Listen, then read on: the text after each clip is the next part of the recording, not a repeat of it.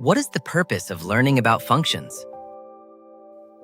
We experience countless changes every day.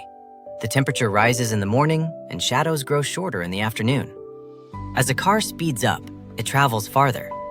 As we spend more time studying, our grades may change as well.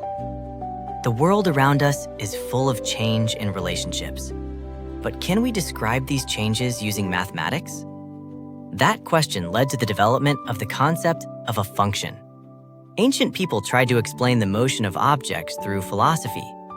Aristotle believed that objects fell because of the properties of the four elements, namely earth, water, air, and fire. In the 17th century, Galileo Galilei carefully observed and measured the motion of objects to discover consistent patterns. René Descartes developed analytic geometry, a way of using coordinates to describe motion mathematically. As people searched for ways to express change through mathematics, the concept of a function gradually emerged. A function describes a relationship in which one quantity determines another. For example, as time passes, the distance traveled by a car changes. As the number of items increases, the total cost changes as well. By expressing the relationship between two quantities as an equation, we can not only understand what is happening now, but also predict what may happen in the future. Functions also play an important role in distinguishing between correlation and causation.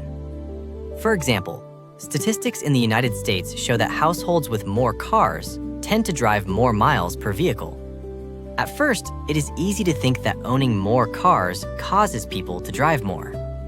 In reality, however, families that drive frequently are more likely to buy additional cars because they need them. On the surface, the two phenomena appear to be related, but the cause and effect relationship may be entirely different. Functions help us analyze these relationships and better understand what is really causing them. Functions are also tools that help us make more objective judgments. The heat index, which we often hear about during the summer, is a good example. The heat index is calculated using temperature and humidity and indicates how uncomfortable people are likely to feel. Of course, people experience discomfort differently, so a high heat index does not mean that everyone will feel equally uncomfortable. Even so, it is useful because it allows everyone to compare and evaluate the weather using the same standard. The most important reason for studying functions is not simply to become better at calculations. We study functions to develop the ability to find patterns in change, understand causes, and predict the future.